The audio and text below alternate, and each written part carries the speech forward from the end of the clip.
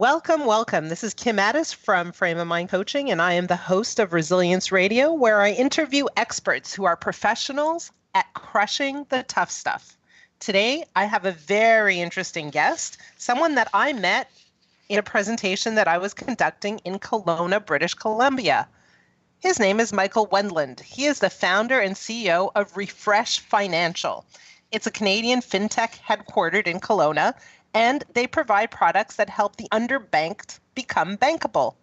The company has been recognized as a growth leader in both Canada and North America, most recently as number 9 on Deloitte's Fast 50 and number 40 on Deloitte's Fast 500 as one of the fastest growing companies in North America.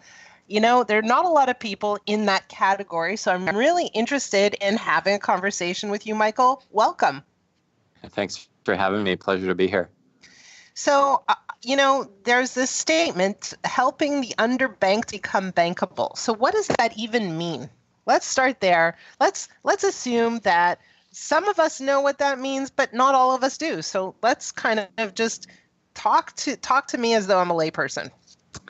Yeah. So what underbanked essentially means, I know it's a fairly broad word, but to kind of hone it down into a specific example is basically somebody who doesn't have access to the majority or all of the suite of products that a traditional bank, a financial institution might offer. So, mortgages or auto loans, credit cards, bank accounts, even overdrafts, et cetera. And so we would classify those individuals as underbanked because they don't have access to traditional banking products.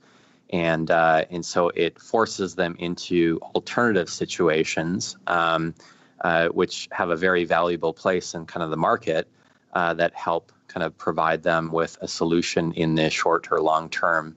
But the hope is, obviously, at Refresh, is whatever we're doing, we're helping them gain options long term to be able to walk into their bank and be able to have access to that full suite of products.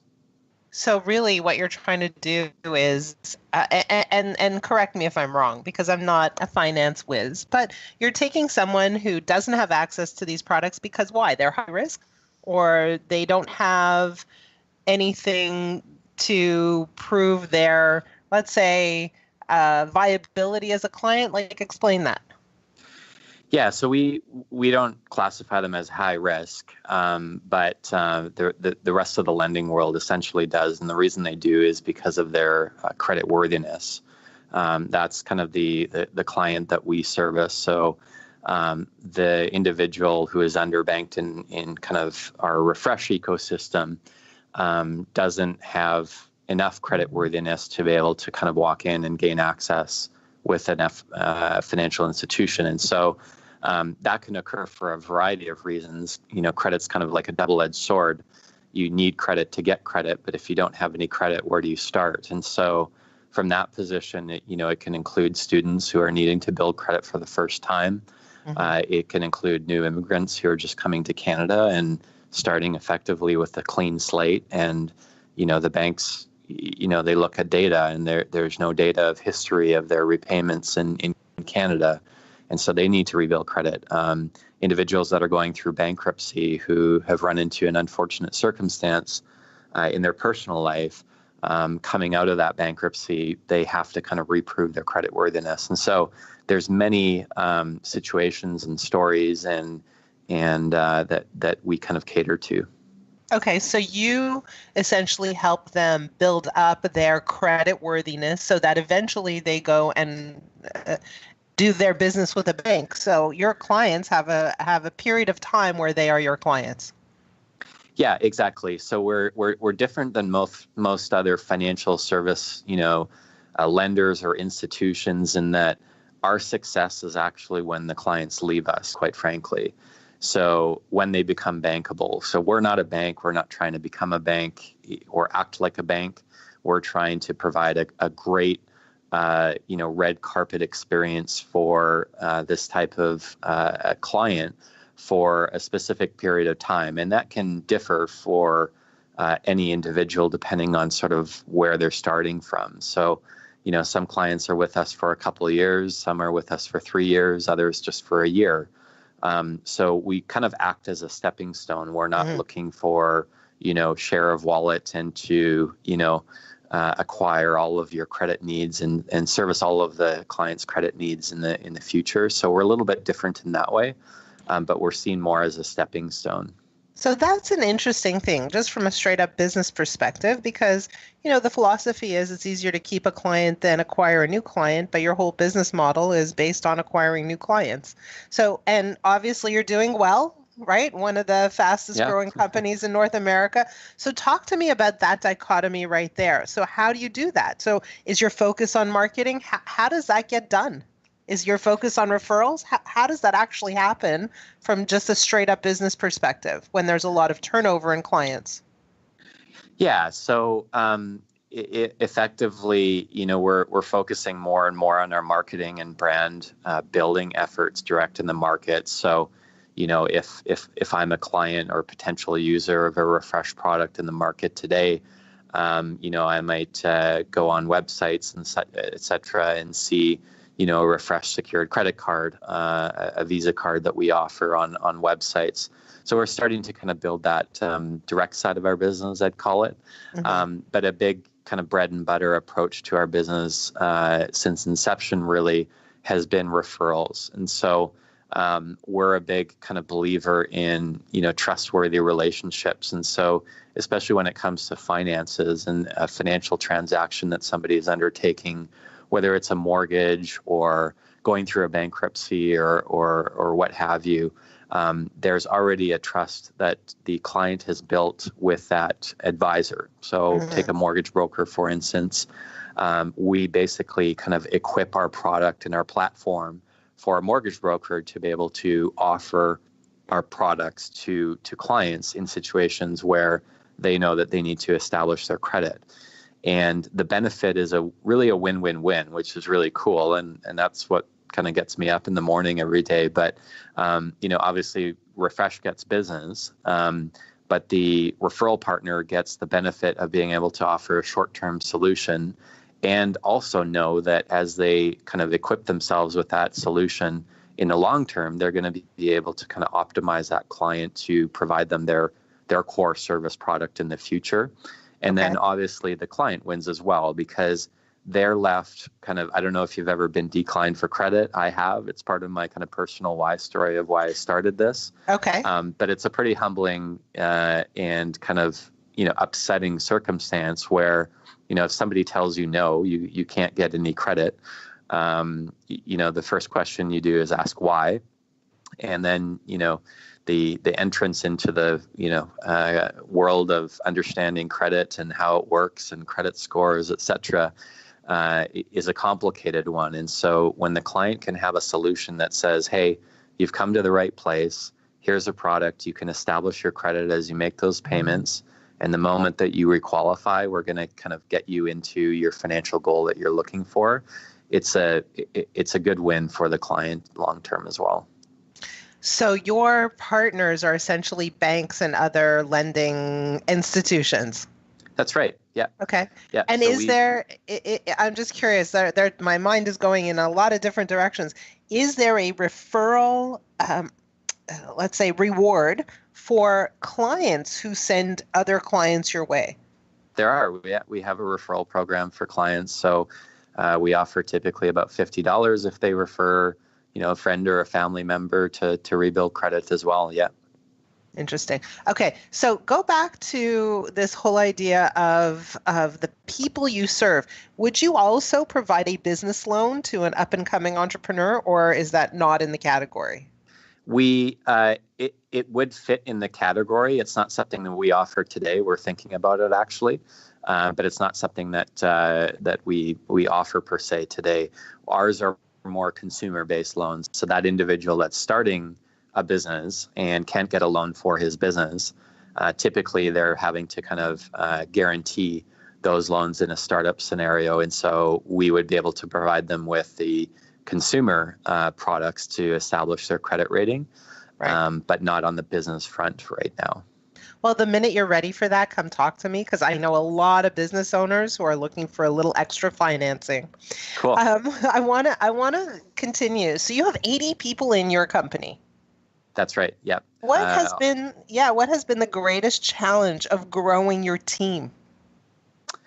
I would say, quite honestly, we grew very quickly, but organically. And so Kelowna, as you may or may not know, it's not the hotbed for financial service companies in Canada.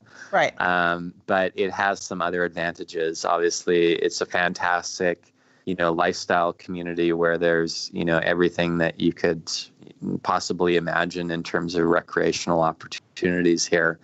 But when I started Refresh, we really kind of hired from the ground up in terms of kind of filling positions that needed to be done on the front end of the business.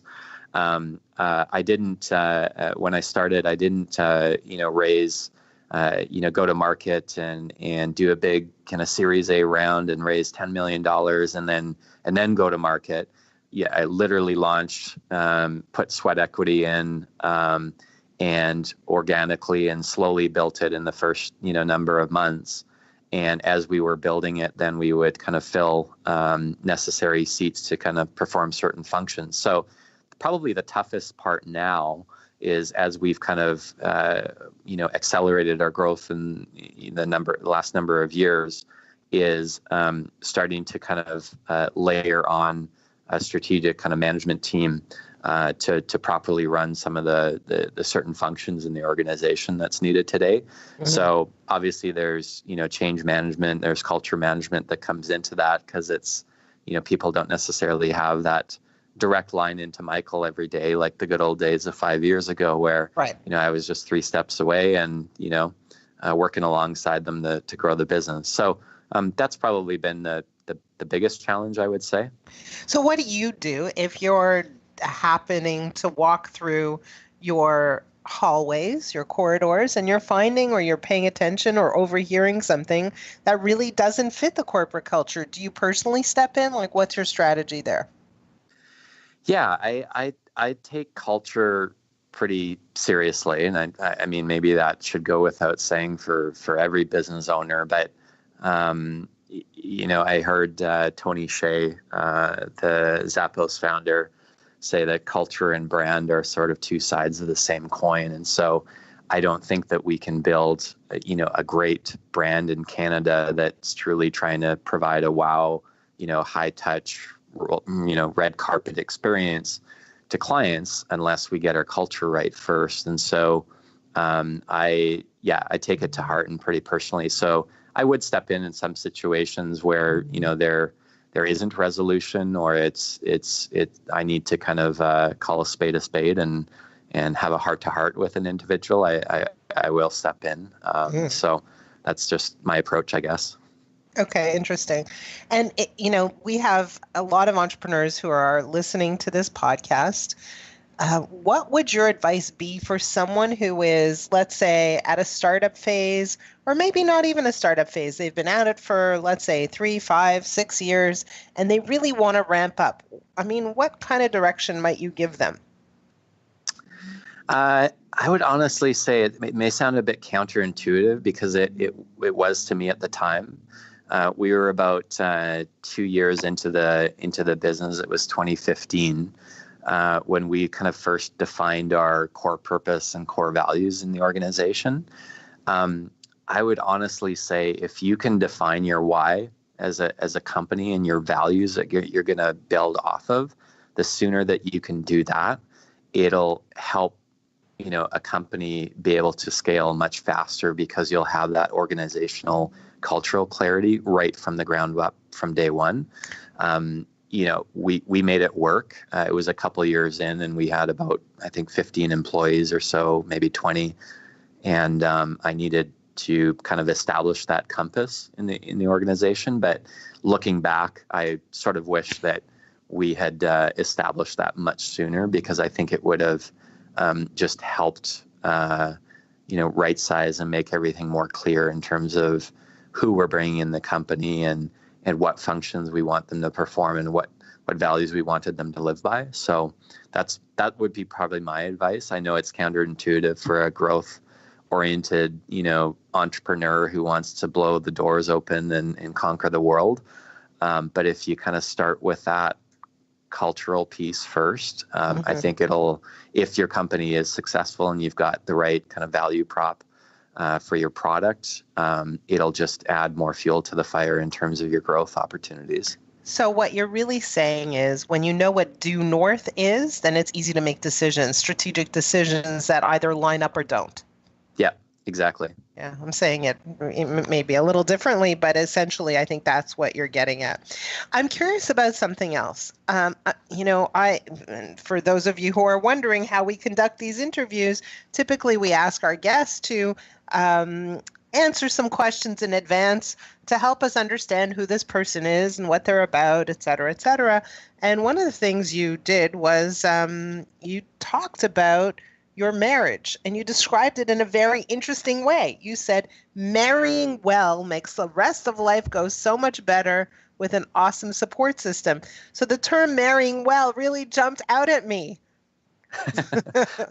What does marrying well mean? Does that mean marrying rich? Does that mean marrying smart? Does that mean marrying hot? What does that mean? Maybe it means everything. Well, to preface, I am not a marriage expert, so I'm not trying to kind of come across. I was blessed, I feel like, to make the right decision in terms of the person who I was committing to spend the rest of my life with. I know people make a lot of commitments in good faith and at the time, love that individual, and things change. My wife, we've been like any entrepreneur, I think, who's going through startup. There's a lot of conflicting priorities sometimes. You've got your business, you've got your growth, you've got your people in your business who are basically like your family or an extension of it. Mm-hmm. And then you've got your home life. And I feel like without a strong kind of foundation in terms of our marriage and just the individual and their attitude and their character and their commitment, a lot of what I've been able to do at Refresh and outside of that even would never have been possible because, it's that. So that's I guess that's what I mean by marrying well. It's marrying for the right character, the right attitude, the right. So how did you screen for that? How did you screen for that? Because people on the other end of this podcast are going, okay, so like either it's too late, or how do I turn the tide here, or how do I choose someone who is the right character? So how did you screen for that? Well, by screening, it makes it sound like there was multiple screenings, and that it was an interview. Exactly. I had multiple interviews. You're an entrepreneur, right? It's like a recruiting process. It wasn't quite that corporate. We come from my wife and I come from a faith background. We had just a lot of commonalities, a lot of commonalities in terms of our faith, in terms of our upbringing, even in terms of our generational roots, coming from Europe and such like that. There was a lot of, common characteristics there. Mm-hmm. And I looked honestly for, when I reflect back, what I was looking for was somebody with a humble heart, mm-hmm. that was willing to grow, that was willing to, pursue and excel, but that wasn't egotistical and interested in just herself and what mm-hmm. she could get out of life and out of our relationship and out of others. Mm-hmm. So I don't, if I could kind of paraphrase it into that would be the most probably attractive piece in terms of who she is, who she was when we met and who she is today. So does she work with you? No. Well, yeah, I shouldn't say that. She does, but at home. But she doesn't work in Refresh per se. But I do say she's almost like an extended employee, I guess, at times of just we work together on a lot of stuff, but not specifically with Refresh. She actually has her own business now that she's growing up, and we've got 3 kids at home, so she's busy on that front with those items. Do you ever come home and share some of your challenges, struggles, stresses with her? I do, yeah. And that's a tough part too, is that, you're, as a CEO, you're wearing a lot of hats, you're wearing a lot of burdens, you have a lot of challenges. So you obviously can't go through and share everything, not because you don't want to, but you have to kind of understand where her mind space is at. She's not necessarily, business-oriented person. Like she's not running Refresh. She's not in the day-to-day necessarily. And so we have our own challenges at home with life happening and with her own business and stuff. So for me to dump everything, on her isn't necessarily fair. She doesn't process things necessarily the same. We process things very differently. And so I do share with her, but try and keep it,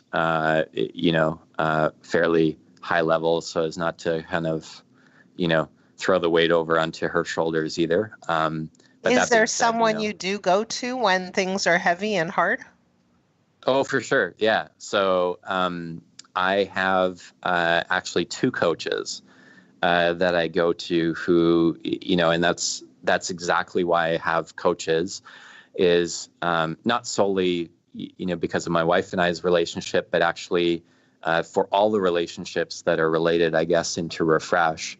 You've got your board of directors, you've got your management team, and then you have the home front and my wife and such. So you have a lot of different types of relationships, and it's really important, I feel like, to have one, or in my case, I guess, 2 coaches that you can process, problems through, and just, in an unbiased format. Because if you go to your board and you say, hey, I'm having trouble with this problem or that problem, it might come across the wrong way. And so that's where a coach is hugely advantageous for me. I've had one now for about 3.5 years. I couldn't agree more, but of course I'm biased. One of the things that I have seen over the span of my coaching career, coaching entrepreneurs, the highly driven type like you, is that typically entrepreneurs tend to make sacrifices on their way to success. Do you think you've made any sacrifices? Oh, for sure. Yeah, I made a lot of sacrifices. I think, for sure the home front is and was a sacrifice, and just trying to respond to kind of the demands at work and the growing demands at work, and trying to make sure that, my time and attention is also duly spent on my family. But I know that there's been many seasons where they sort of take it on the chin, and Dad's not home quite as much as he should be, quite honestly. So in my view, that's the toughest, because you can't get those minutes or those hours back as much as I would like to, and kind of settle in and just experience life full time with them right now. My kids are fairly young. They're 10, 8, and 7. So it's a great period of life that they're in, and I do what I can, and I'm there as much as I can, but it's definitely been a sacrifice on that front. And then I think, just equity versus getting paid a salary. Like I started this thing with no working capital, just sweat equity, and started it from the ground up. So, sacrifice some financial income, I'd say, in the short term, in the early days, to kind of see it grow and dedicate and do whatever it took to grow the company, regardless of what I was taking home per se. So, right. So you're saying your wife was patient and understanding. Yes, very much so. Now you did something pretty extraordinary. You adopted a son. Yes. Yeah. Just to, we adopted our son just over 2 years ago, he joined our forever family in June of 2016. And so my wife and I had, when we were dating, even before we got married, we were always talking about, our ambitions in life and how great it would be to be able to adopt a child into our family and give him or her kind of the same opportunities that we've been kind of blessed with. And so we had two of our own, our 10 and our 8-year-old, and this was going back almost 5 years ago now. It was about a 2 to 3 year process. But I said, if we're going to do it, we got to do it now, and we got to start, because I know it takes a while. And so we started and walked through it, and, went through all of the training and the home studies, and got the call in early 2016, and our lives were forever shifted and changed. So it's been a pretty cool, but very, very different, obviously, than having your birth children. But it's been a fantastic journey. And how did your children adapt to this new person? I would say we had some advice given to us before our son kind of joined us, and they said it doesn't matter what you do or what you think you can accomplish. I'm business oriented, so I'm very tactical, solution oriented. You have a problem, you have a discussion, and you have the solution, and so that doesn't work when you're trying to just form a completely new bond with a child from scratch when he's 5 years old. Actually, that was the other factor. It's not like he was a 1-year-old in diapers or anything. And so we had some advice that just said, you got to give it at least a year, be patient, just take it kind of each step at a time. And looking back, that was probably the best advice, because there were some moments where we were like, I don't understand what, it seemed great the first few weeks, and it was like a honeymoon period. And then really we're trying to understand who this child is and what's been the forces behind his upbringing and all the details that's made him who he is, right? And so what happened? Were there some temper tantrums? Was there some fighting? What happened for you to sort of start to go, hold on a minute, things were good, and now maybe they're a little tougher? Yeah, I mean, there wasn't anything massive. I would say it wasn't temper tantrums. It was just everything from eating habits to personality to maybe lying. Like every kid, I think, goes through that stage where they're experimenting maybe with lying or not telling the truth, right? And so trying to understand what is just naturally who he is, and as a now 7-year-old or as a 5-year-old when we welcomed him into our home, versus what is his reaction to the change of circumstances that right from his upbringing, right? And trying to understand what's actually who he is in terms of his character, and what's something that is more of a trauma related situation in terms of all the change that he's undergone. So that's a tough thing to kind of navigate day to day, right? Because it comes out in various ways, but it wasn't anything kind of monumental, but it was still challenging. Our two kids, we wanted kind of a child in the birth order, and so our kids did a great job. Our daughter, actually, our 8-year-old, bonded with him right away, and they were like two peas in a pod. That was fantastic. Our 10-year-old had some more struggles, because he envisioned, he's like a sports fanatic, and so I think he envisioned a younger brother who was going to play baseball with them and throw the football and play soccer and do all these sports. And our youngest is he couldn't be further from the sports field. He's out. He's not that guy. No, he's not that guy, which is so cool. Like, it's so cool to see his differences to our family, and the je ne sais quoi that he adds to our family now, that life wouldn't be the same without him. And starting to kind of see him develop and shape into a pretty cool little boy. So, yeah. So what did you do? I mean, just from a mindset standpoint, what did you do to stay the course? In other words, like, okay, yes, you made a decision, you made a commitment to this boy, but how did you stay kind of optimistic and say, okay, so like we're going to have bumps, but we're riding this wave? I mean, I guess when you say yes and you sign that paper, the adoption, papers, and you commit. So there's a couple stages in the process. One is the formal legal stage where, he gets your last name and all that stuff. But even before that, we took it pretty seriously. Even when we got the call saying that there was a potential match, we got a stack of papers. We couldn't meet them prior to deciding. That's a tough one to get your mind around. You're committing to someone, an unknown. You're committing to an unknown, and so we took it pretty seriously. We prayed about it. We asked people. We got their comments. We got their feedback. We talked to doctors. We did as much asking and discovery as we possibly could to then go in with as wide open eyes as we possibly could under the circumstances. But when we said yes, that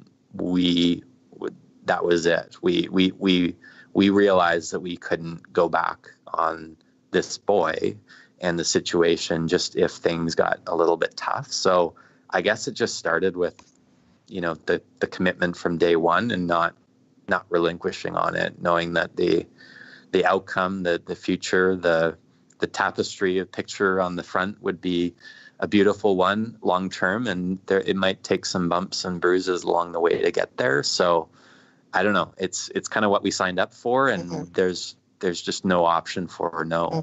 In our Does he call you dad? He does, yes. Awesome. So that was another like a mind bender as well. Like, so, we committed to yes, and then we met him. And so when we were introduced, he was introduced to his forever family. So us and his brother and sister on a flannel board, those old flannel boards. And so he was introduced to the concept of his forever family and introduced to us on that board the day before. And then my wife and I came and met with him. And the initial introduction was, meet Daddy Michael and Mommy Yana. And that's Wow. pretty tough. I mean, it's cool, but you're in it with both feet right from the start. And that's how they kind of, that's what I guess the experts say around transition theories and such. So it was both feet in right from day one. And so, it was pretty cool, but it was pretty overwhelming, I would say, at the start as well. I want to share with you something. I'm remarried, and when I met my husband, I had 2 kids of my own, and he had 3 kids, and he had full-time custody of his kids, and so we were blending our families together. And I remember this as clear as day, as though it were yesterday. Every Friday night, we'd go to his parents' house for dinner. And they live literally 10, 15 minutes away, not far. And he would say, okay, we're going to meet at home and we're going to drive there together, all 7 of us. And I'd say, why? I'll just meet you there. There's a lot of people. Why do we have to get crammed into a car together? And he'd say, we're a family. We travel together. That's it. We go together, we travel together, we come together, and that's it. And the youngest was 9, the oldest was 14 at the time. So 5 kids. And that's what we did. And at first there was fighting, I want to sit here, I want to sit there. Why do you get the middle? Why do you get the window? Whatever, the whole thing. Yeah. Over time, everybody knew their seats. Everybody got in the car. Everybody didn't discuss a word. And in a very weird way, the forced togetherness created truly, truly this unbelievably united family. Yeah. And so when you make a decision, as you're describing it, and in coaching terms, when you get behind the decision, then you make the decision the right decision. And so it's that mindset that makes the outcome positive or negative. If you're in it and you sort of start to wonder every 5 minutes whether or not it was the right decision, the decision ends up being a very difficult decision rather than a beautiful unfolding. Yeah. Yeah, no, it's So so true. This is great. This is great. As we're rounding the corner to the end of this interview, you've got a coach on the line. You know a little bit about me because you've seen me present. Is there a question that you have for this coach? Yeah, I guess, I mean, you've no doubt kind of met a ton of entrepreneurs and looked at a lot of companies and such. I'd be, interested in getting your kind of best advice from what you've seen and developed both personally as well on what's the best process you've seen for screening for core values. So when you're interviewing somebody looking to bring them into your company, how do you, what's the best process to truly test for those values and make sure that the person isn't just feeding you what you want to hear? Yeah, so I don't know if you've ever heard of the book, The Who Method. I've heard of it. I haven't read it. Yeah, it's a good book. It's highly recommended. And when I work with my clients and they're looking at recruiting, I always recommend that they pick up that book and specifically focus on the interview chapter. And so I'll share with you a little bit about it. And how that chapter goes is kind of like this. They have someone sitting in front of them and they say, so, first of all, they get a very detailed sense of their history. So you graduated from high school. What happened next? Then what happened? Then what happened? Then what happened? Why did you leave? What, etc. Like all the details, like not skipping over anything. And they spend quite a lot of time getting that timeline in history, right? They want to understand where are the gaps. What's the story they tell when there is a gap? Why did someone leave? Why did someone stay? Why did they move over to somewhere new? Like, what's the storyline? Then the next thing they do is they say, they take a place perhaps where somebody left and they say, what was your experience there like? And then they say the following words: when I call your former boss, what will he say about you? So not if I called, not can I call, it's when I call. Right? As though it's a done deal, a for sure thing. Why is that? What will he say about you? So now you're getting a truthful response. Right.